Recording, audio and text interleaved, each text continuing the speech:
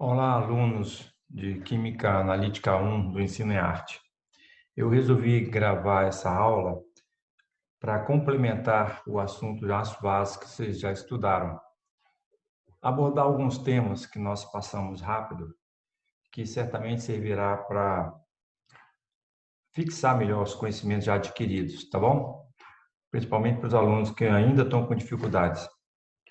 Então, vamos relembrar algumas coisas. Primeiro, é a relação entre a energia livre de Gibbs e equilíbrio químico. Então, lá no início da parte de equilíbrio químico, nós falamos que ΔG, que é a variação da energia livre de Gibbs de uma reação qualquer, né? Reação química qualquer, vai ser ΔG0, que é aquela variação da energia livre de Gibbs no estado padrão.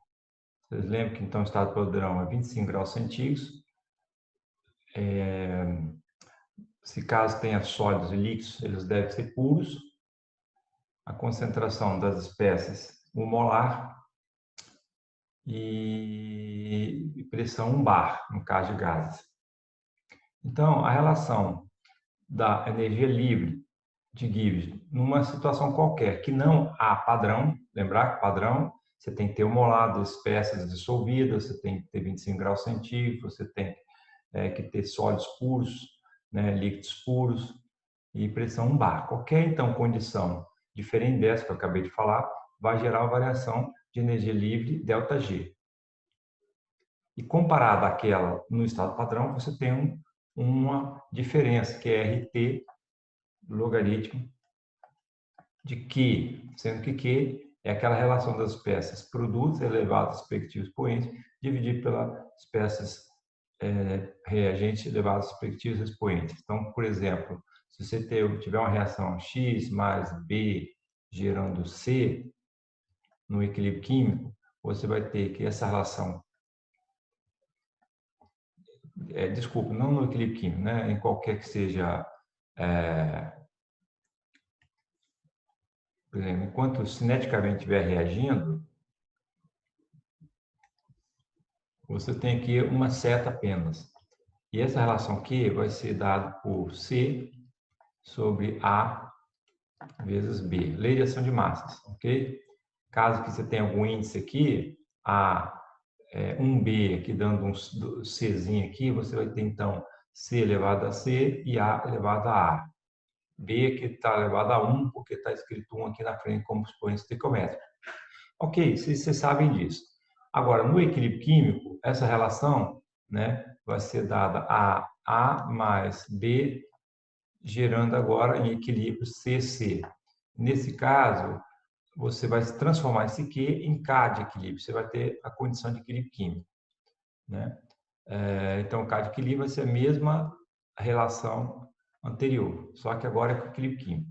Nesse caso, né, no equilíbrio químico, você não tem tendência de ir para a direita e para a esquerda, não há mais reação química e, por consequência, delta G igual a zero.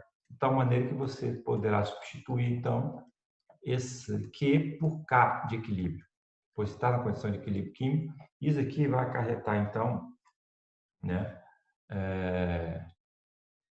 que o ΔG0, ok, passando para lá, vai dar menos RT logaritmo na base natural, né,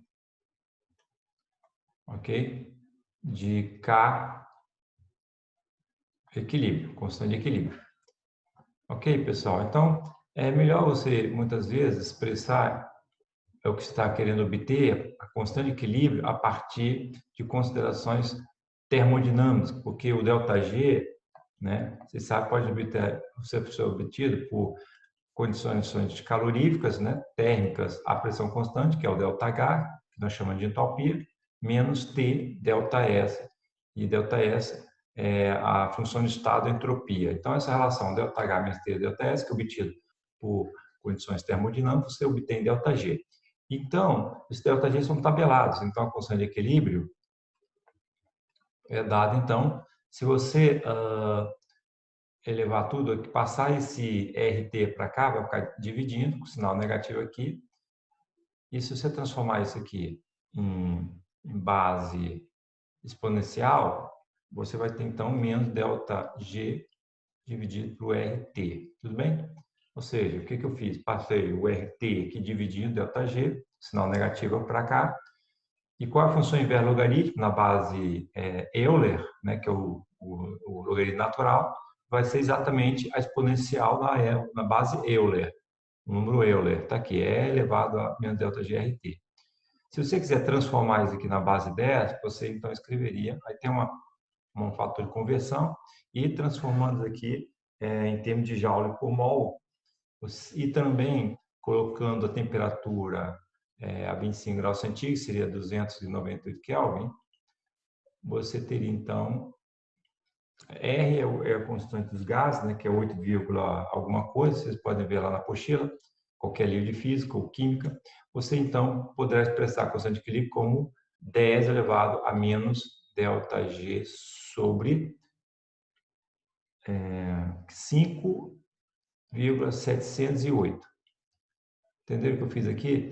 Eu coloquei 25 graus centígrados do T, o R, né, coloquei a constante dos gases, né, universais, e transformei a base E em base 10, que fica mais prática para a gente.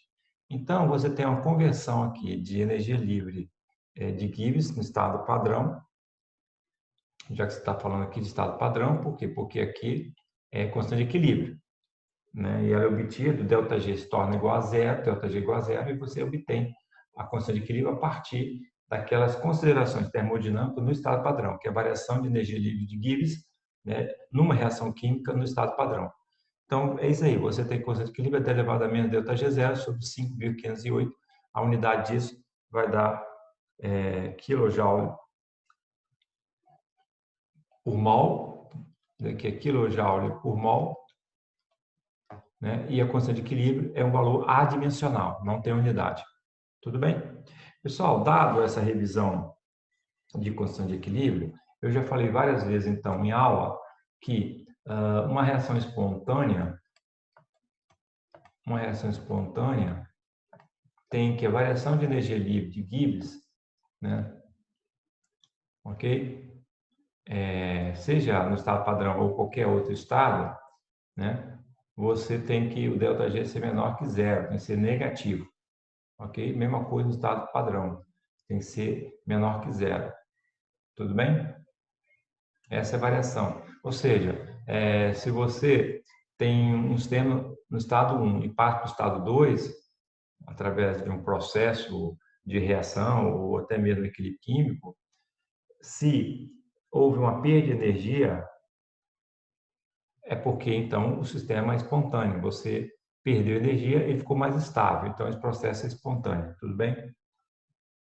É o caso de uma combustão da gasolina, né? A energia das moléculas internas, das ligações entre os átomos em moléculas da gasolina, né?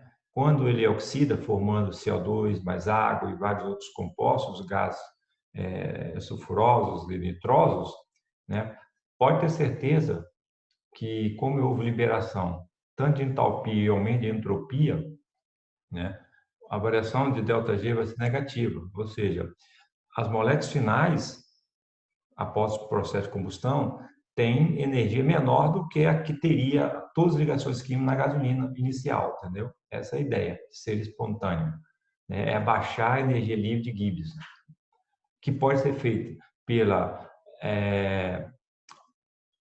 a diminuição da entalpia, para ficar negativo, ou o aumento da entropia, ou combinação dos dois. Mas a combinação dos dois pode ser positivo e negativo, o importante é que no final tenha a variação de energia livre de Gibbs negativa. Pessoal, então olhe bem, a energia livre de Gibbs é menor que zero, é um processo espontâneo que vai acarretar, se que é menor que zero, vai dar uma constante positiva, porque menos com menos do ΔG vai dar, então, uma constante equilíbrio positiva. Então, isso aqui equivale a falar, se a variação de energia livre de Gibbs no estado padrão, né, que está relacionada com a constante de equilíbrio, ela é negativa, significa que a constante de equilíbrio é maior que 1, porque 10 elevado a zero seria o valor de interseção, né, entre o lado negativo da reta e o lado positivo. 10 elevado a 0 é 1. Então, constante de equilíbrio maior que 1 equivale a dizer que a energia livre de Gibbs no estado padrão é menor que 0. Por outro lado, se delta G0, né, ou até mesmo durante a cinética química for maior que 0, agora no equilíbrio químico, que é relacionado a G0, o constante de equilíbrio é menor que 1. Ou seja, ele vai variar entre 0 e 1. Tudo bem que a constante de equilíbrio não tem sentido ser negativo, né? Quando você faz a transformada, né, de potencial e logaritmo, de potência e logaritmo, você sabe que o logaritmo, ela, de qualquer valor, ele sempre está lá positivo da reta, né? Ele pode ser bem pequeno aqui, ó, né? O y, tá aqui, ó, o valor de x aqui nunca pode ser menor que 0. O y logaritmo, ele pode ser menor que 0, mas isso aqui é como se fosse a constante, é sempre maior que 0, né? Aqui a constante é sempre maior que 0. Ela não pode ser negativa a constante. E o logaritmo, ele vai ser positivo ou negativo, dependendo do valor. Se tiver entre 0 e 1, né? Porque entre 0 e 1, o logaritmo de 1 é 0, ok? Vocês lembram, então, das definições de logaritmo? Tá? 10 elevado a 0 é igual a 1, ok? Então, quando x for igual a 1, porque é a função inversa, aqui é x e aqui seria... Então, vamos fazer aqui, ó, 10 elevado a 0 é igual a 1, ok? Então, se você aplica agora o logaritmo, então log de 10 vai ser igual a log de 1, ok? É isso? Não, desculpa, 10 elevado a 0, né? É igual a 1. Pela propriedade dos logaritmos, você joga isso aqui para cá, 0 vezes qualquer coisa, daria 0. Ou seja, log de 1 é igual a 0, até porque é a função inversa do exponencial. Pessoal, então essas são as propriedades, né, básicas da termodinâmica, a relação dele com a constante de equilíbrio. Então, vocês nunca devem esquecer isso. E quando uma reação espontânea? Né, quando você tiver uma variação de energia livre de Gibbs muito alta, né, que equivale a dizer, por exemplo, se você tem numa reação química A mais B dando C, se você tiver 10.000, né, moléculas desse lado, de apenas uma, você só sobrou aqui uma molécula, ou A ou B, ou AB, entendeu? O que seja. Então, você tem um fator, um valor muito mais alto, que valeria de você ter 99,99, né, por cento, praticamente, de reação para a direita. Então, isso aqui é um valor bastante quantitativo, sobra 0,0001, né? Sobra 0,001, ok? Ou seja, é 1 em praticamente 10.000, 1 em 10.000. Então, aqui sobrou 1 que virou 10.000. Esse processo é muito espontâneo. E, nesse caso, a constante de equilíbrio desse exemplo aí seria 10.000 sobre 1, praticamente seria 10 elevado a 4. Então, qualquer valor de pK, que é menos log de K, né, maior ou igual a 4 é bastante favorável, ok? Isso aqui como constante de estabilidade, né, positivo. Então, qualquer valor, né, acima de 10 a 4, você tem uma constante bastante alta, tá bom? Então, essa é a primeira consideração que eu queria fazer, né, relembrando aqui a questão do equilíbrio químico. Agora, vamos falar sobre lei de Hess. Lei de Hess.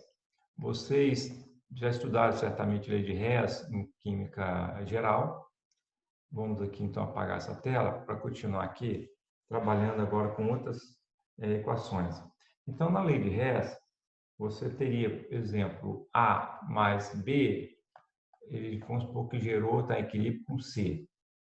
E C vai estar em equilíbrio com D. Lembrar que você pode aplicar a lei de Hess para situação de cinética química, você considera uma seta só, ou equilíbrio químico. Se essa primeira equação aqui está associada a uma constante 1 e a segunda reação, uma constante 2, quando você somar as equações, soma de equações, você vai cancelar esse fator, não significa que ele deixe de existir, ele está presente, só que você não está querendo mais relacionar esses produtos, esses reagentes com o produto C, ou intermediário C, mas sim com o D. Então, nesse caso, você escreve A mais B, gerando D. É uma forma diferente de expressar relações entre espécies numa equação química. Nesse caso, a constante final, né, vai ser K1 vezes K2. Aí eu te pergunto, certo? Não sei se vocês aprenderam isso, fixaram isso.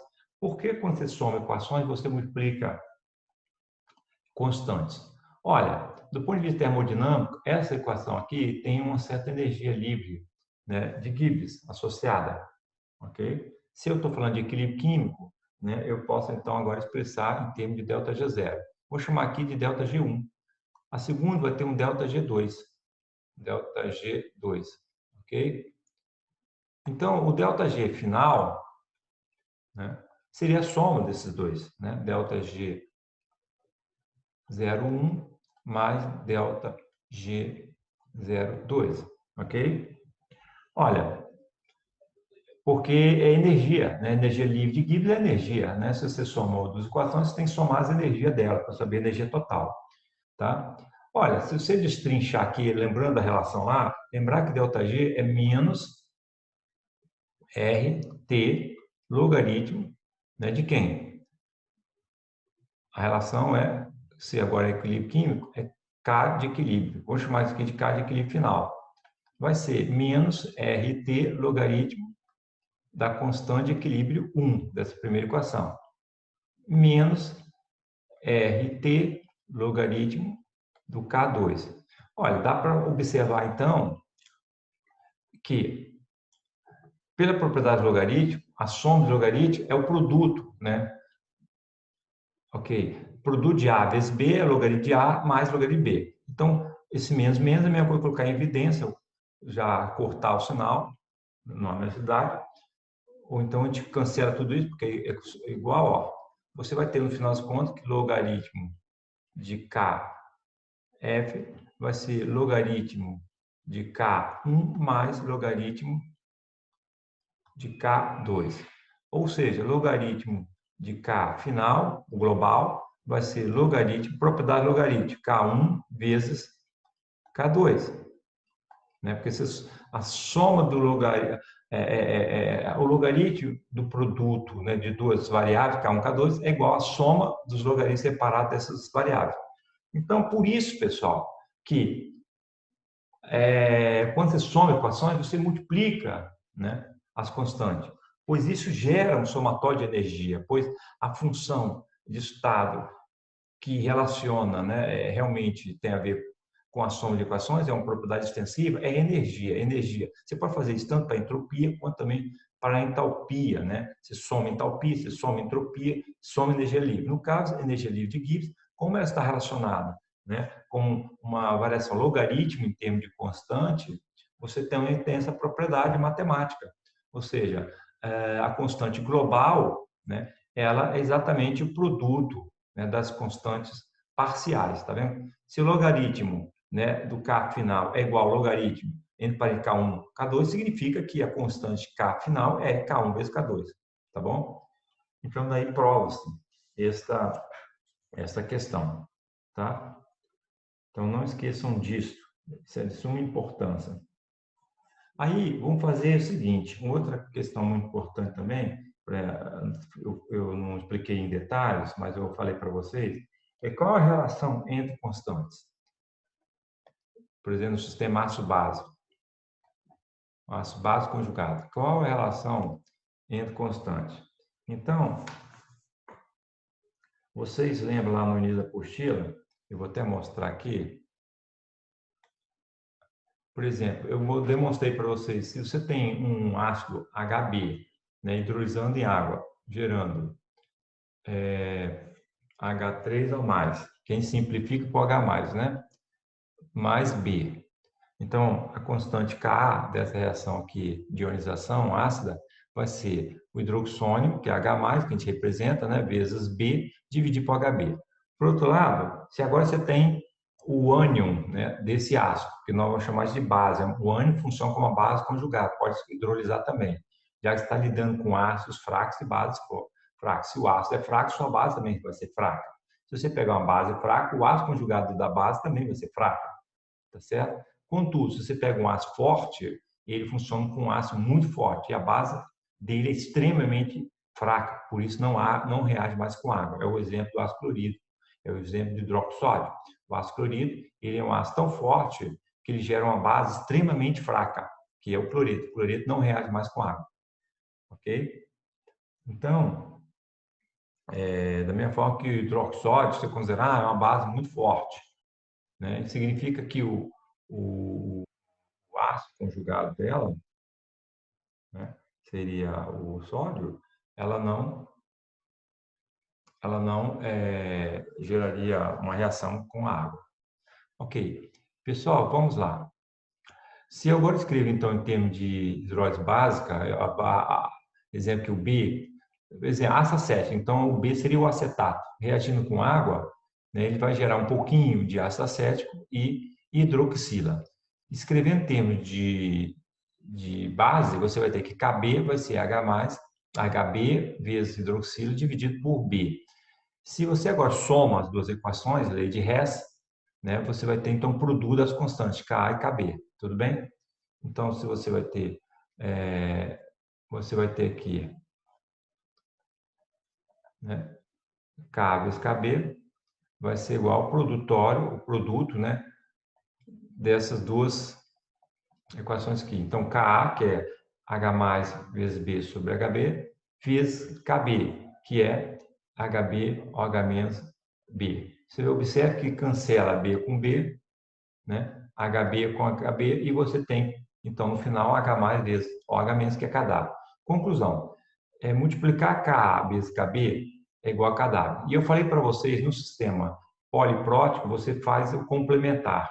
É isso que eu vou demonstrar agora para vocês, né? Porque isso também acontece, né, para o sistema poliprótico. A ideia é que você tem um sistema ácido base conjugado e você sempre pega as constantes, né, para poder ser cancelado, eu tenho que ter um sistema com a diferença de apenas um próton. Então, se eu tenho aqui o HB, né, eu tenho que relacionar ele com a base conjugada, ou seja, exatamente, né, a equação que somada vai gerar água no final das contas. E isso tem que ser um sistema ácido-base conjugado, diferente de um próton apenas. Tá? Então, vamos agora aqui fazer para o ácido fosfórico, por exemplo, ou qualquer que seja ácido triprótico. Vamos dar um exemplo aqui. Seja H3B com ácido triprótico, né, em equilíbrio, perdendo o próton, ele vai gerar, então, H2B- mais H+. Se isso aqui continua, H2B-, né, em equilíbrio, perde mais um próton, vai gerar HB2- mais H+. E, finalmente, o HB2- perde o último próton, gerando B3- mais H+.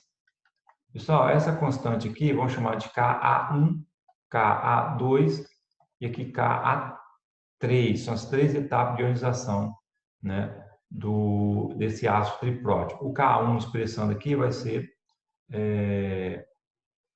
H2B- vezes H+, dividido por H3B. E o Ka2 vai ser, a espécie deles produz HB2- vezes H+, dividido por H2B-. E, finalmente, o K3 vai ser igual a B3- vezes H+, dividido por HB2-. Olha, aqui então estou escrevendo em termos de hidrólise ácida. Mas as espécies, né, que estão aqui finais são as bases, né, conjugadas dos ácidos. Então, se eu escrever agora em termos de hidrólise básica, por exemplo, vamos pegar essa última agora aqui. Então, seja a espécie menos protonada de um ácido poliprótico, que seria o 3-. Se ele reage com água, ok? Você vai ter, então, a seguinte situação. Vai protonar um pouco a base, né, formando, então, o HB2-, ok? Mais OH-. Beleza? Ou seja, um próton veio para a base 3- e gerou, então, o ânion hidroxila, OH-. Pessoal, essa constante aqui nós vamos chamar de quê? De Kb. Só que, como é a primeira etapa de hidrólise básica, vamos chamar de Kb1, ok? Que vai ser igual, observando aqui, ó, HB2- vezes OH- dividido por B3-. A água sabe que não entra na reação química, né? Porque ele é o próprio solvente, tem alta concentração e não muda, né? Com reações em concentrações baixas, tipo menor que 0,1. É o que se geralmente trabalha, né? Para fazer com que a atividade seja praticamente igual à concentração e coeficiente de atividades unitários. Tudo bem? Então, aqui é 3-, né? Base 3-. Pessoal, então, o que acontece se eu agora quero relacionar? Se eu somo essa equação, essa daqui, com esta, pois envolve um ácido e sua base conjugada, como eu falei, o que vai acontecer? Então, nós vamos somar as duas equações, né? E vai dar Kw, como nós vimos anteriormente. Tudo bem? E nesse caso, podemos fazer isso outra vez, né? Então, vamos lá. Se eu somar HB2-, que dá B3- mais H+, cuja constante K3. Somei com aquela da hidrólise básica, B3- mais água. Vai gerar H2- mais OH-. Esse aqui é é o constante básica, né? Então, seria o KB1. Aqui, ó, aqui é o KB1 dessa equação aqui. Somando tudo aqui, né? O 3- vai cortar 3-, HB2 vai cortar a coisa aqui e vai sobrar aqui água em equilíbrio, dando H+, mais OH-. Então, quando você somar K3, K2, ó, K somou equações, multiplica as constantes. Então, K3 vezes KB1 é igual a KW. Entenderam, galera? Eu tinha falado sempre pego complementar. É porque você está trabalhando com a soma de duas equações assobadas. Olha, se atentam que essa equação hidrólise aqui não é o inverso desta. Porque aqui o inverso seria B3- mais H+, dando H2-. Nesse caso, o inverso seria o inverso de um K3. Então, vou repetir aqui o que eu acabei de falar. Se você quisesse escrever o inverso dessa equação terceira, né, da hidrólise ácida, que seria B3- mais H+, gerando, né, HB2-. Quando você inverte a equação, você está fazendo o inverso da constante. Então, essa constante nova seria 1 sobre Ka3. Tudo bem? Conclusão. Se essa constante aqui é bem baixa, por exemplo, se essa constante aqui for extremamente baixa, no caso do ácido fosfórico, essa constante é da ordem 10 elevado a menos 12, eu posso olhar aqui, a terceira constante do ácido fosfórico ela é bem baixa. O valor dela é 12, pK3, 12,32. Então, se é muito desfavorável o monohidrogênio fosfato gerar o fosfato e H+, o contrário, ou seja, se você inverter essa reação, ou seja, pegar fosfato e protonar com ácido forte, ela é altamente favorável, né? Ou seja, o fosfato se comporta com uma base relativamente forte, né? gerando HB. Por quê? Porque essa constante, né, agora vai ficar 1 sobre Ka3, que agora vai ser 1 sobre 10 elevado a menos 12,32, que vai ser igual a 10 elevado a mais 12,32, né? Propriedade logarítmica, você inverte aqui o lado, né?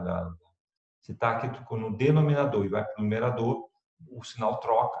E esse valor aqui é uma constante altíssima, 10 elevado a 12, é um valor extremamente alto, altamente exotérmico, energético, muito favorável. Então, é desfavorável a desprotonação do monohidrogênio fosfato, gerando fosfato, mas a protonação de um ácido forte, H+ livre com fosfato, é altamente favorável, dando essa constante altíssima.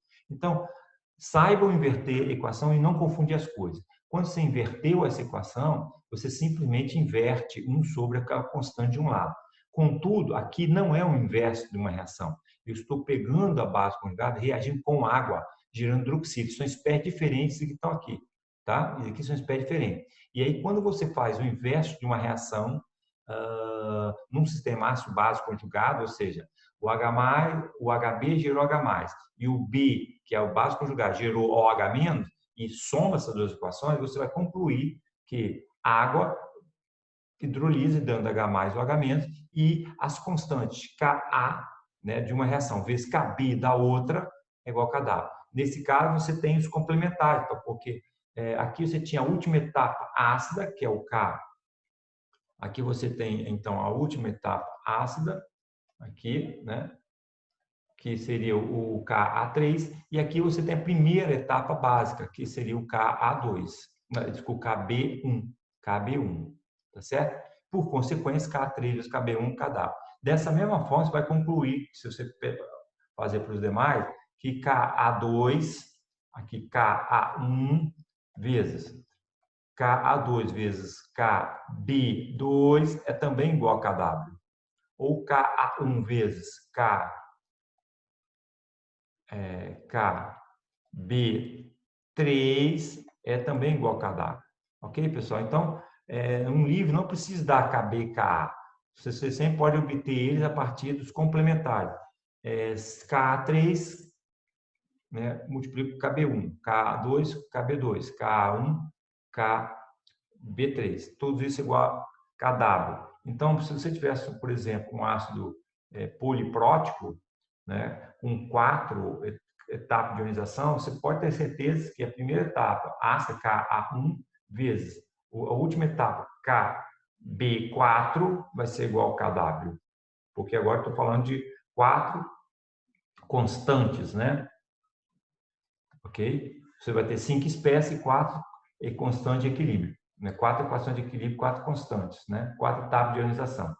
E pontinho, pontinho, pontinho, pontinho, pontinho, pontinho, e no final você vai ter que Ka4 vezes Kb1 é igual a Kw também. Tudo isso é concluído a partir disso aí.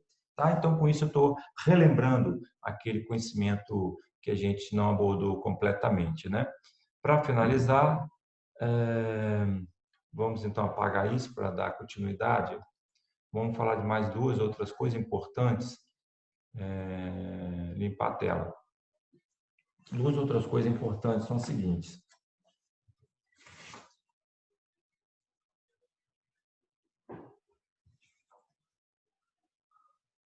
Baseado nisso aí, vamos responder o seguinte: quando espécies diferentes reagem? Né? Quando? Qual é o critério para eles reagirem? Então, é importante vocês memorizarem esses conceitos, né? Não esquecerem, porque é a partir desse conceito que vocês vão concluir se algo reage ou não, né? Se vai sobrar alguma coisa dessa reação. Tá bom? Então, vamos lá. Então, a pergunta que eu farei é o seguinte, né?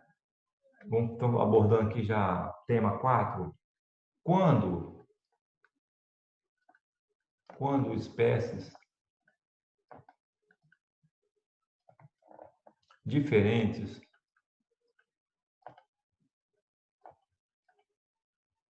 reagem.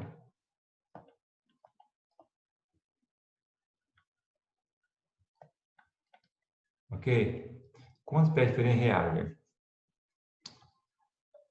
Quando a resposta, como eu falei anteriormente, para você ter uma reação favorável termodinamicamente, né, em termos de energia livre de Gibbs, a constante aqui tem que ser maior que 10 elevado a 4, a mais 4, ok?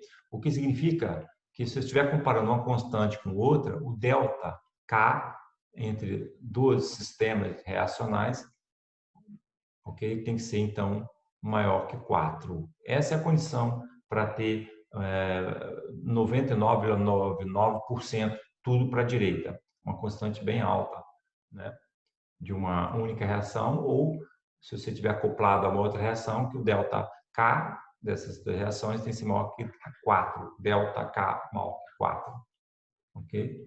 Na verdade, não delta 4, né? Desculpe, quando eu logaritmizo isso aqui, é delta PK, né? Deixa eu corrigir isso aqui, delta PK, porque se eu aplico o logaritmo aqui, menos log disso, então vai dar 4 no final das contas. Então, vamos escrever aqui outra vez.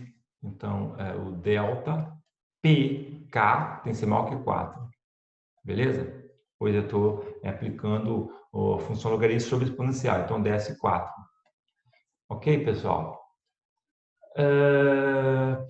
Vamos, então, dar alguns exemplos. Na página 17, lá da apostila, eu vou abrir a apostila aqui. Na página 17, nós temos alguns exemplos lá de reação de ácido fosfórico. Nós não abordamos na aula, porque tinha muitas coisas para falar, mas se vocês olharem aqui na página 17, eu faço todos os casos possíveis de reação com ácido fosfórico. Está aqui, ó. Então, você tem as possíveis reações com ácido fosfórico, ok? Se você tiver uma relação 1:2 entre ácido fosfórico e fosfato, ok? Então, um ácido fosfórico reagindo com 2 fosfatos dá 3 monohidrogênio fosfato. A constante K calculada para a soma das equações que possam gerar esse sistema aqui vai ser K1 vezes K2 dividido por K3 ao quadrado, que dá 1,9 a 10 a 15, uma constante muito alta. E assim sucessivamente. Uma relação 2 de ácido fosfórico com 1 de fosfato vai dar 3 conservação de massa. Você tem duas pessoas, né? Essas pessoas transferem para outra pessoa que está sem dinheiro. Então, você tem no total 3 pessoas. Aqui, ó, 3. O componente é pessoa, tem 3 pessoas. A única coisa que migrou foi H+, é como se fosse o H+ dinheiro. Espécie com mais dinheiro, espécie com menos dinheiro, mas a espécie que é um ser humano continua. Você tem 2 pessoas, uma pessoa tem que dar 3 pessoas, né? Se aqui você tem uma pessoa com 2 pessoas, tem que dar 3 pessoas. Se aqui tem uma pessoa com uma outra pessoa, tem que dar 2 pessoas, e assim sucessivamente, tá bom? É o balanço de massa para aquele componente, né? E suas espécies são pessoas com dinheiro, com mais dinheiro, com menos dinheiro, né? Pode ter pessoas com R$3, pessoa com R$1, pessoa com R$2. É isso que está falando o balanço de massa. E as constantes, nesse caso aqui, se você pegar então o ácido fosfórico com monohidrogênio fosfato, você vai ter então duas moléculas de dihidrogênio fosfato e a constante é K1 sobre K2, que é 1,1 vezes 10 a 5, né? Está bem mais baixo que a primeira. Por quê? Olha, se você observar esse 4 que nós já explicamos, né? Você sempre, nas pontas, você pega um desse com um desse, né? Vai gerar um desse com um daquele, ok? Porque você tem que conservar o balanço de massa. Tá? Aqui já foi feito de forma mais completa, né? Baseado nessa estequiometria aqui, porque um do fosfato reage com 2 do ácido fosfórico, você tem 2,5, então você tem 2 aqui, gerando 3, né, de hidrogênio fosfato. Mas eu prefiro reagir daquele jeito que eu expliquei para vocês, mais simples, é mais demorado, mas é mais correto, assim, mais firme, né, indubitável. Se eu considero aqui, então, H3PO4, depois H2PO4-, HPO4, 2-, e finalmente PO4, se eu partir, né, eu tenho 2,5 aqui, inicial, aqui eu tenho 0, tem 0 e aqui tem 1. Então, eu poderia fazer um desse, com 1 do ácido fosfórico, vai gerar 1. Então, se eu faço isso, que vai para 0, que vai virar 1, e aqui vai virar 1,5. Entenderam, pessoal? Eu tirei um desses. Por quê? Pega o ácido fosfórico, doou um próton para isso aqui, ó. Então, o fosfato ele se transformou em HPO4, gerando uma espécie. E o ácido fosfórico, que tinha 3 prótons, quando doou o próton, ele gerou agora 1 de H2PO4. Caiu um próton. Então, gerou 1. Só que agora você continua reagindo. Olha, 1 de monofosfato reage com 1 do ácido fosfórico, gerando 2 de hidrogênio fosfato, sempre conservando o barulho de massa. Quando eu reagir um desse com um desse, aqui vai virar 0, que já era 0, aqui vai virar 2, e aqui, subtraindo 1, vai virar meio. Ok? Ok? Só que você já tinha 1 aqui. Quando esse 1 aqui reagiu com 1 aqui, gera 2. 2 com 1 que tinha anteriormente, esse aqui anteriormente. Então, no total vai dar 3. Tudo bem? 3. Gerando a mesma relação se você pensasse pela estequiometria direta, com exemplo assim. Então, no final das contas, vai ter um tampão, né? Cuja concentração do ácido é 0,5, que é o ácido fosfórico, cuja concentração da base conjugada seria 3, né? Que é o de hidrogênio fosfato. Tá, pessoal? Então, isso daqui eu mostrei vocês fazerem esses cálculos, só que nós não provamos que isso é possível, né? O ácido fosfórico reage com o monodrogênio fosfato? Sim, reage sim, dando a constante da ordem 10 a 5. Né? E aí você, um desse com um desse gera 2 desses. 3 desses com 3 desses gera 6 desses. 10 desses com 10 desses gera 20 desses. Sempre conservação de massa. Né? Ou seja, você gera o dobro desse, porque esse aqui se transforma nesse, esse aqui se transforma nesse, então você tem o dobro. Contudo, se você pega valores mais extremos, exemplo do ácido fosfórico com o fosfato, agora você tem muito mais energia envolvida, né? Porque você vai gerar espécies intermediárias, né? E você tem uma troca de prótons muito mais ampla. Você tem 3 prótons aqui para poder ser doados para o outro. E com isso envolve uma energia maior, né? E por consequência, se a energia livre de Gibbs é maior, a constante é maior. Tudo bem, pessoal? Agora eu queria provar, então, uma dessas equações. Vamos pegar para simplificar aqui a número, essa aqui, H3PO4 com o monodrogênio fosfato. Então, eu vou aqui nessa tabela aqui. Vamos fazer, então, essa equação aqui. H3PO4. Eu já vou fazer na forma de lei de Hess, né? Ele vai, então, perder prótons, dando H+, mais H2PO4-. Essa constante aqui, o que é? É o Ka1. É o Ka1 do ácido fosfórico, concorda? Primeira etapa de ionização do ácido fosfórico. Agora, eu quero relacionar aqui com... eu tenho que somar essa equação com H2PO4. Ok? Então, vou colocar aqui, eu não posso, então, cancelar aqui o HPO4. Tem que colocar aqui para poder gerar aquela equação global. Então, vou colocar HPO4 2-, ok? Eu preciso que gere aqui, no final das contas, a espécie final H2PO4. Vamos lá, H2PO4 2-. Não é isso? Não, desculpa, HPO4 2, não, H2PO4-. H2PO4-. É isso que eu quero, tá? Então, eu tenho que somar essas duas de tal maneira que eu tenho no final aqui, ó, aquela reação de interesse, que é H3PO4 reagindo com HPO4 2-, e tem que gerar, no final das contas, duas espécies de H2PO4-, ok? Então, essa aqui é a reação que eu estou interessado para saber qual é a constante final associada a ela. Beleza? Então, só relembrando aqui, ó, essa equação que eu quero. Eu quero saber esta constante. Qual é a constante associado a isso daqui. Tá vendo aqui? Ó, qual é a constante associada à reação de H3PO4 com HPO4 2- para gerar duas moléculas de H2PO4. Essa é a equação que eu quero. Nós já sabemos que é constante K1 sobre K2, né? Que no caso da próxima 10 elevado a 5. Então, voltando aqui para a demonstração, qual é a relação desse com esse? Olha,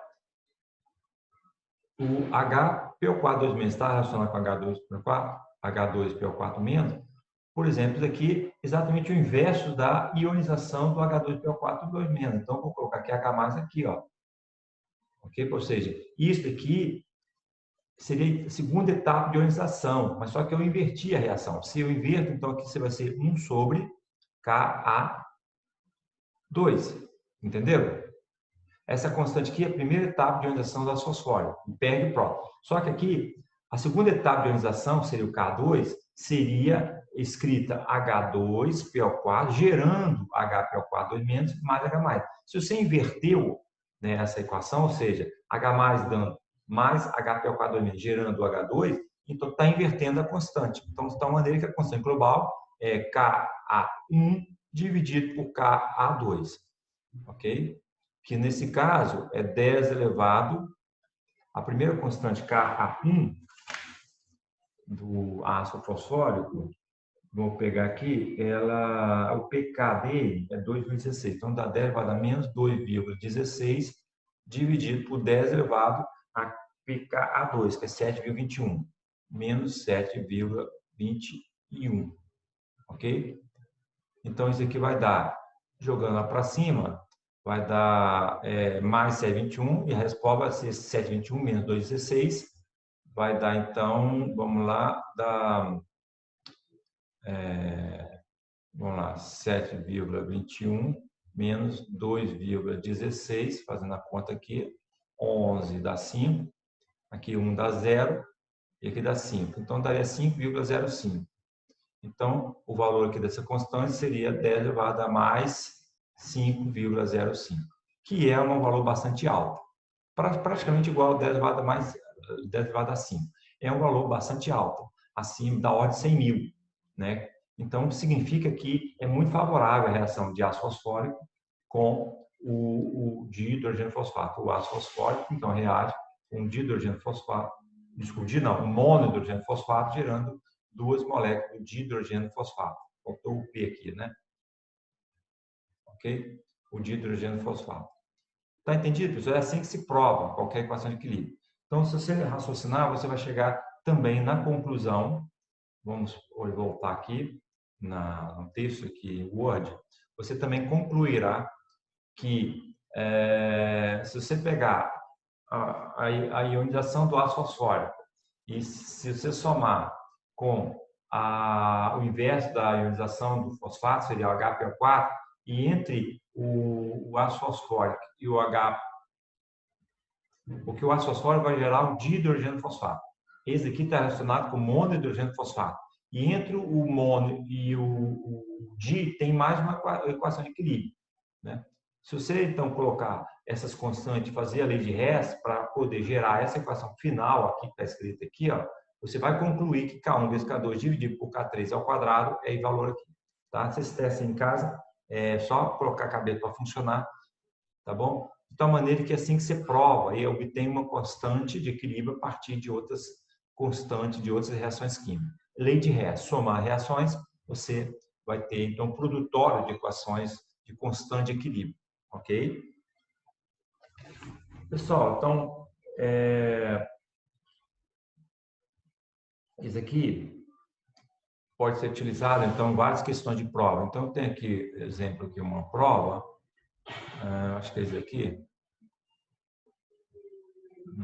Acho que é essa daqui, deixa eu ver se é essa aqui. Tem uma prova resolvida de uma turma antiga. Deixa eu ver se é essa aqui que eu quero. Não, não é essa não. Eu mandei para vocês essas provas, não é essa sim. Eu mandei para vocês, tá? Essas provas aí, tá lá no sistema, no Google Classroom. Vocês depois dão uma olhadinha. Pessoal, vamos lá. Esse primeiro exercício aqui é tranquilo. Aí eu faço uma pergunta aqui, que é o seguinte. Vamos lá. Vou ver se eu consigo escrever aqui, né? Porque aqui já é PDF, talvez eu não consiga escrever, mas eu vou mostrar então no mouse. Olha, seja uma solução contendo 20 ml de ácido acético misturado com 30 ml de ácido de cloreto de amônio. Nesse caso, você tem dois ácidos, né? O ácido acético é um ácido fraco, cuja constante 10 a menos 4,74, e o amônio é um ácido mais fraco ainda, cuja constante é 10 elevado a menos 9,24. Mutantes mutantes, o pKa do ácido acético é 4,74 e o pKa do amônio 9,24. Qual é o ácido mais forte? Aqui, se você tem dois ácidos, o mais forte prevalece sobre o mais fraco. Como o mais forte é o ácido acético, você então esquece, né, despreza a influência do íon, do ácido mais fraco, que é o íon amônio, e simplesmente calcula como ácido, equação de ácido fraco, que é raiz quadrada KCa. Ou seja, 10 elevado a menos 4,74, que é a constante ácida do ácido acético, né, vezes a concentração CA dele. No caso aqui, você tem 2 milimol dividido por 50 mililitros, já que você somou volumes, né? Então, 2 milimol, que é 20 vezes 0,1, que é a quantidade de matéria, né, de substância do ácido acético, dividido pelo volume, que é 2, que é 50, então 2 sobre 50 seria a concentração. Só calcular, então, isso vezes isso, raiz quadrada, é a mesma coisa que levar a meio, o valor final 3,07. Agora eu vou fazer a seguinte pergunta. Em vez de você trabalhar com ácido acético, e se você colocasse, por exemplo, um acetato, que é uma base fraca, ela reagiria com o amônio?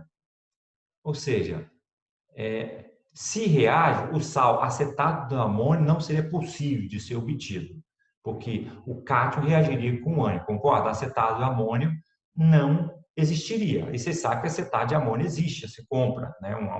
É um sal relativamente estável, entendeu? Então, certamente, antes mesmo de calcular, eu sei que o acetato não reage com o amônio, mas vamos provar? Vamos provar? Vamos lá. Lei de Hess, H+, mais acetato, dando ácido acético. Isso aqui, então, é a constante inversa, né? Então, essa constante é 1 sobre Ka, porque se você escrevesse, né? Deixa eu ver se dá para escrever, não vai dar para escrever. Se você escrevesse HC, perdendo pró, dando H+, de acetato, a constante seria Ka. Mas se você inverteu a constante, a equação, você tem o inverso, 1 sobre Ka, que é, então, 10 elevado a mais 4,74, pois inverti a reação, né? O equacionamento foi invertido. E o íon amônio eu escrevo exatamente como a hidrólise ácida dele, NH4+, dando NH3 mais H+, a constante Ka, elevado a menos 9,24. Então, somando as duas equações, você vai ter exatamente o que eu quero. NH4+, mais acetato, corta H+, com H+, gerando NH3 mais ácido acético, cuja constante K' final é essa primeira constante, que é o inverso de Ka, ok?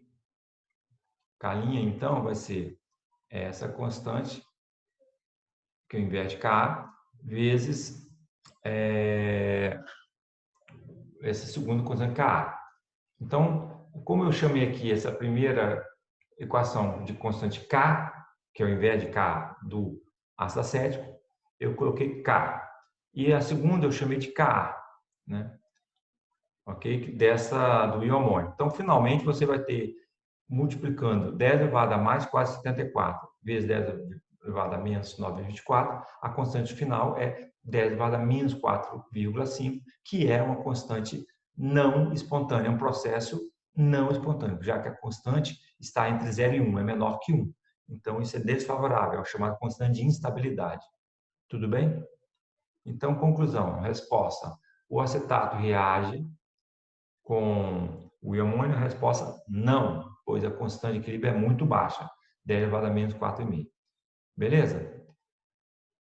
Pessoal, então o acetato de amônio não reagindo, você vai ter 2 milimol de acetato, 3 milimol de amônio, do íon amônio, e por consequência você tem um sistema parecido com o anfólico. Não é um anfólico, mas ele se comporta como anfólico, por quê? Porque você tem uma espécie básica, que recebe prótons, e tem uma espécie ácida que doa próton. Não é a mesma espécie. Pois se fosse a mesma espécie, né, o mesmo componente, com a diferença de um próton entre uma espécie do componente e a outra espécie do mesmo componente, você teria um verdadeiro anfólise, que é o caso do bicarbonato. É o que nós chamamos de hermafrodita, né? Ou seja, ele tem a capacidade tanto de doar prótons como receber prótons, né? Como se fosse dois sexos, né? No caso de ácido base, é um duplo comportamento. Ele tem um comportamento na mesma espécie ácida e também na mesma espécie, né, eufólita básica, ok? E ele vai se comportar como ácido base dependendo das suas vizinhanças, né? Se um anfólise, por exemplo, bicarbonato, tiver frente a um próton H+, que é um ácido forte, ele vai se comportar como base, pois o próton é mais ácido e vai protonar formando ácido carbônico. Mas se o bicarbonato, HCl3 2-, ele estiver frente a uma base forte, exemplo, hidroxila, né? Então ele vai se comportar como ácido, ele doa o próton dele para a hidroxila para formar água. Tá? Então o bicarbonato é um verdadeiro anfólise, ele tem comportamento tanto ácido quanto básico. Aqui não é um verdadeiro anfólise.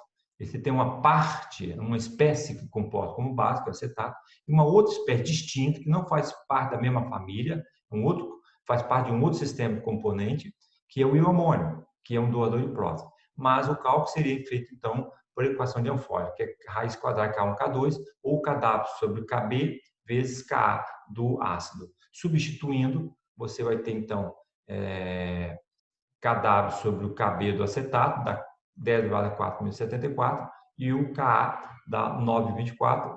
Resolvendo isso, vai dar, então, raiz quadrada de 10 menos 14, que é aproximadamente igual a 7. Ou seja, o pH fica neutro. Por quê?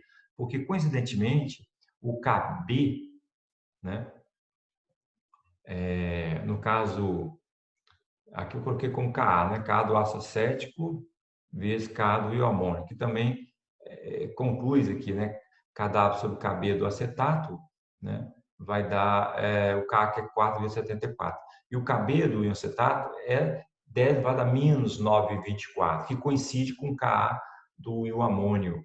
Tá? Ou seja, você tem um lado, né, desse sal que tem a mesma força que o ânion desse sal, ou seja, o cátion, que é composto como um ácido de Bronsted-Lowry, ele tem a mesma força da base, que é o ânion, né, desse mesmo sal. Sendo assim, ele fica neutro, não há tendência nem de doar próton, nem perder próton. Pois se ele doou próton, né, o ânion captura esse próton, não gerando variação do pH na solução, ok? Pessoal, agora se você fosse o contrário, né? Em vez de usar acetato misturando com o ioamônio, e se agora eu usasse ácido acético reagindo com amônia? Então, você vai concluir exatamente o oposto. Essa constante agora, ela não vai ser mais 10 elevada a menos 4,5.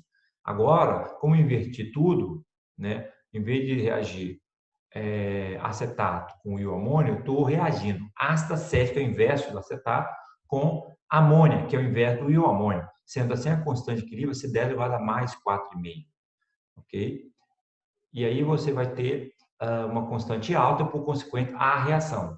Então, nesse exemplo aqui, 20 ml de ácido acético, 0 molar, que é 2 milimol, com 30 de amônia, que é 0 molar, você vai ter a formação do seguinte: 2 milimol de ácido acético reage, como eu falei, com constante alta, 10 elevado a 5, reage com 3 milimol de amônia. Quem está em excesso? Amônia. Então, se está em excesso amônia, vai sobrar 1 milimol de amônia, que é 1 milimol de amônia. Está vendo aqui? De NH3. Se 2 de ácido acético reagiu com 2 de amônia, ele gerou o quê? O ácido acético deixa de existir, porque ele gerou 2 milimol de acetato, né? E gera também 2 milimol de ioamônio, né? Porque a amônia reagindo aqui, né, ele recebe o próton do acetato e gera, então, 2 milimol de ioamônio. Aí vem a seguinte pergunta: eu tenho duas bases, primeira base acetato e amônia, e um ácido. Vamos ver o que acontece. Não reage mais, porque a reação já aconteceu, agora tem essas espécies finais. Tá? Então, presta atenção. Você tem que observar, então, as constantes. Se eu tenho duas bases, a constante básica do acetato é 10 elevado a menos 9,24. A constante base do ioamônio é 10 elevado, a constante base da amônia é 10 elevado a menos 4,74. Então, dá para observar que a amônia é uma base mais forte do que o íon acetato, já que a constante é praticamente 10 elevado a 5 vezes maior do que essa aqui, ou seja, 5 ordens de grandeza maior do que essa do acetato. Ok? Então, no final das contas, então, a espécie que vai prevalecer vai ser a amônia, que está em equilíbrio com o seu ácido conjugado, que é o íon amônio. Isso aqui é um sistema tampão. Né? Se você tem uma espécie, né, diferente de um protapêndulo em relação a outra espécie, pois advém do mesmo componente, né, o componente NH3, a diferença entre as espécies dessa família componente aí é um próton, você tem então um sistema tampão verdadeiro. Sendo assim, você vai calcular pela equação simplificada Ka vezes Ca sobre Cb. Ok? Então, substituindo 10 elevado o Ka do íon amônio é 9,24, 10 elevado a menos 9,24 vezes concentração do ácido. O ácido é 2 milimol, que é o íon amônio. Concentração da base é amônia, que é 1. Então, 2 sobre 1, calculando 8,94. Entenderam, pessoal? Então, se você está em dúvida se algo vai reagir ou não, você tem que, então, fazer as contas aí para poder demonstrar se a constante é favorável, maior que 1, ou desfavorável, menor que 1. Tá bom?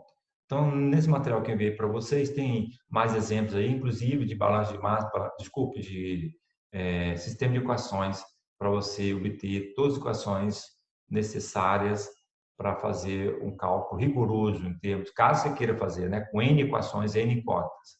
Ok? Então, balanço de massa, nesse exemplo aqui, ó, seja o sal 1, né, monohidrogênio fosfato de sódio, sal 2, fosfato de sódio e o ácido fosfórico.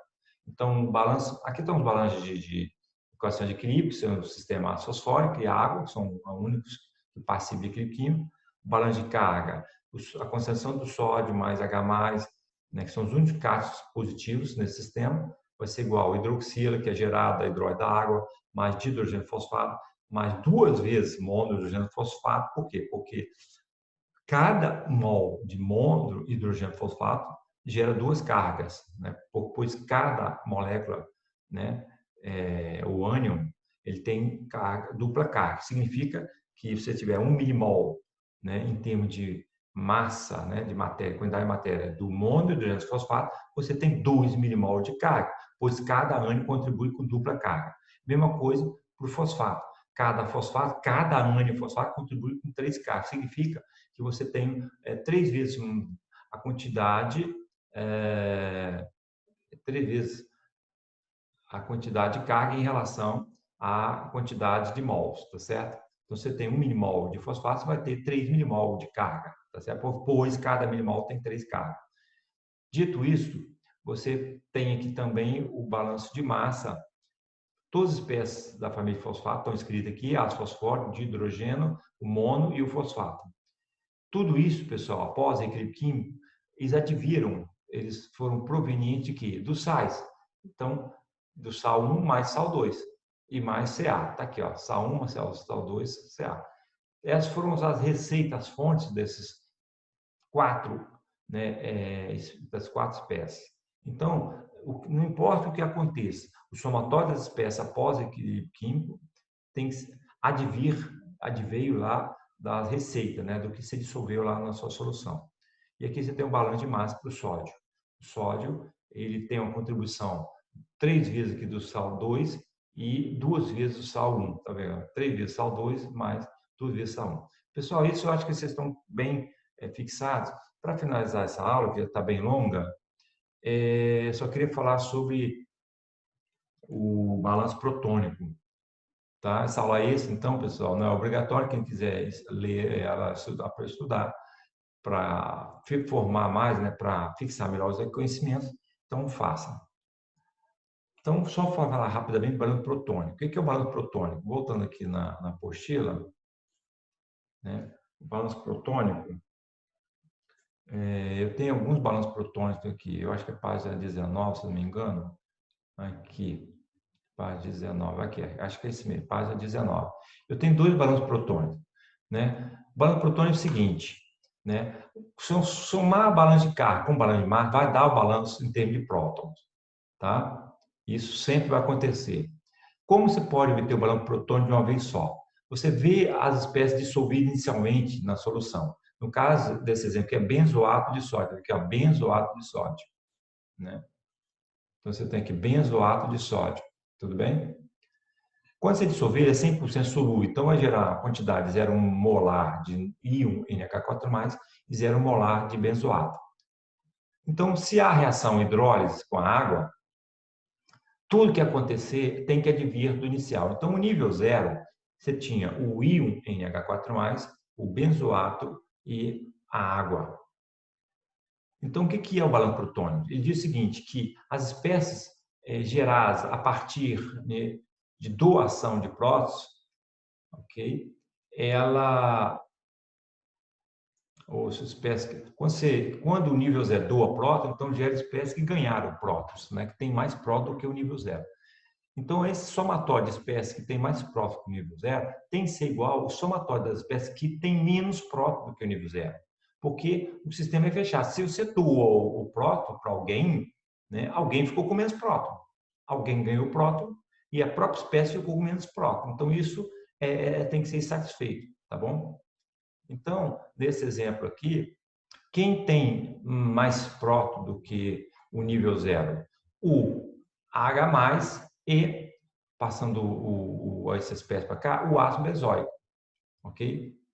Finalmente, quem tem menos prótons, né, em relação ao nível 0? O OH-, quais espécies foram geradas a partir da perda de prótons? Vai ser o OH- e amônia, tá? Porque passando esse amônia para cá vai dar, então, OH- mais amônia, tá bom? Então, resumo, pessoal, vou fazer isso aqui no quadro aqui. Então, o que eu estou falando é o seguinte, se você tem benzoato de amônio, ele dissolvendo em água, é 100% solúvel, você vai ter a espécie NH4+, mais benzoato, beleza? Além disso, você tem a água, ok? Que por ionização gera H+, e OH-. Então, pessoal, esses são os componentes de partida. Você tem esse cara aqui como nível 0, né? E a água como nível 0. Você tem, então, o ânion amônio, está aqui, do sal, benzoato, do sal, e a água é o próprio solvente. Esse é o nível 0. Então, se partindo do nível 0, contendo NH4+, benzoato e água, quais espécies surgiram, né, que tem mais próton que esse daqui? Olha, se eu dou o próton à água, esse aqui vai gerar, né, H+ livre, ok? E também ácido benzoico. Ou seja, o benzoato recebendo próton de alguém gerou uma espécie com mais próton que o benzoato, que é o ácido benzoico. E quando doar essa espécie aqui, gerou espécie mais protonada, automaticamente gerou espécie com menos próton. Quem tem menos próton em relação ao nível 0? NH3, porque o NH4, quando doa um próton para alguém, por exemplo, o ácido benzoico, ele acaba gerando a espécie conjugada dele, que é o NH3. O benzoato não pode mais perder próton, mas a água pode. Quando a água perder próton, ele gera que espécie? OH-. Então, conclusão, né? O teor total de H+ gerado mais ácido benzoico gerado tem que ser igual a NH3 gerada mais OH- gerada a partir dessa partilha, a partir, né, dessa troca de prótons. Está bem entendido? Isso aqui é o que nós chamamos, né, balanço protônico, ou balanço de prótons, que nada mais é que a soma do balanço de carga mais balanço de massa. Pessoal, lembre que lá no início do curso eu falei que programas de especialização química como tipo Mineco, ele não usa balanço de carga, que do ponto de vista computacional é mais difícil você escrever esse balanço em termos da carga das espécies. Tudo é feito a partir de balanço de massa. E o balanço protônico nada mais é que um balanço de massa para o próton, é o balanço de massa do próton, né? Porque espécies foram geradas por ganho de próton e automaticamente gerou uma quantidade equivalente de espécies que ficaram com menos próton, tá bom? Se eu entrei na sala com R$10, se eu dou para alguém, agora eu tenho uma espécie com menos R$10 e gerei uma espécie com mais R$10. 10 com 10 é zero, ou seja, volta ao nível zero, tá bom? Ok, pessoal? Então, outro exemplo que a gente podia dar seria esse daqui aqui, ó, ou dihidrogênio fosfato de amônio, tá certo? Então, pessoal, vamos fazer essa aqui sem olhar a resposta, só para fixar esse último conhecimento. E aí termina a aula. Limpar a tela. Só vou lembrar aqui qual foi, já até esqueci o que foi pedido. É o dihidrogênio fosfato de amônio. Dihidrogênio fosfato de amônio. Então, vamos lá. Dihidrogênio fosfato de amônio. Então, no nível zero, eu tenho o amônio, o dihidrogênio fosfato, opa, PO4, deixa eu passar a borracha. Opa, borracha, aqui. Dihidrogênio fosfato, com carregamento, e a própria água. Beleza? Essa aqui são a receita, né? O sal gerou amônia, que vai sofrer hidrólise, o dihidrogênio fosfato, que vai sofrer hidrólise, e a própria solvente já existe. Então, esse é o nível zero. Partindo do nível zero, eu gero o quê? Que espécie tem mais próton que o nível zero? Que espécie tem mais próton? O H+ livre e o ácido fosfórico. Pois, se alguém doa próton, a água, o próprio amônio doa próton para o dihidrogênio fosfato, ou seja, se esse cara que doa próton, ou amônio doa próton, né, para o dihidrogênio fosfato, vai gerar a espécie H3PO4. Não existe mais próton, não existe espécie mais protonada que essa. Agora, se isso daqui há uma doação de prótons, gera espécies, então, equivalentes sem prótons, que seria o NH3, né, o monohidrogênio fosfato e o próprio OH-, que advém da perda de próton da água. Sendo assim, pessoal, H+, o somatório das espécies geradas a partir da doação de prótons ou da acumulação de prótons, ela tem que ser igual ao somatório das espécies que perderam, que adviram, que surgiram a partir da perda de prótons. Então, conclusão, NH4+, desculpa, H+, mais ácido fosfórico tem que ser igual a NH3 mais HPO4 2- mais OH-, tá bom? Então, vamos ver que isso aqui está exatamente como a gente falou, está aqui na apostila. Aqui, ó, H+, mais ácido fosfórico dá o monohidrogênio fosfato mais o OH- mais o NH3. Perfeito. Isso, então, é balanço protônico. Eu tinha falado rapidamente para vocês, mas então agora vocês conseguiram entender plenamente, tá bom? Espero que essa aula, então, tenha esclarecido várias dúvidas anteriores de vocês. Ela foi bastante extensa, mas vocês fiquem à vontade para estudar e cada vez aperfeiçoar mais, tá bom? E para os alunos que vão fazer a prova amanhã, eu acho que foi marcada, deixa eu ver o horário, foi marcado, foi a Emma que me deu o recado, deixa eu ver, foi a Emma, só um segundo, deixa eu buscar aqui no WhatsApp. Foi marcado para 19 horas, tá bom? 19 horas da manhã, então, aquela prova oral para os alunos que tiram a nota baixa ou não tiraram zero porque não fizeram a prova, tá bom? Por favor, pessoal, não desanime do curso, né?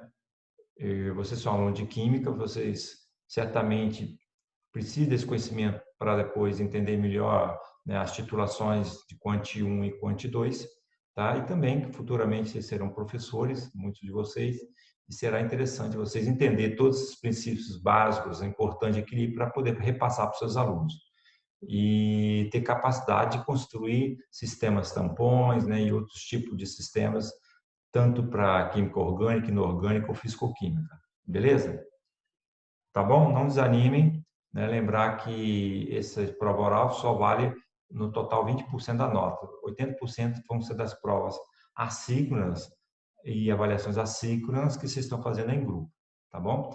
A união faz a força, pessoal, né? Bola para frente, cabeça erguida. Então, até amanhã. Tchau.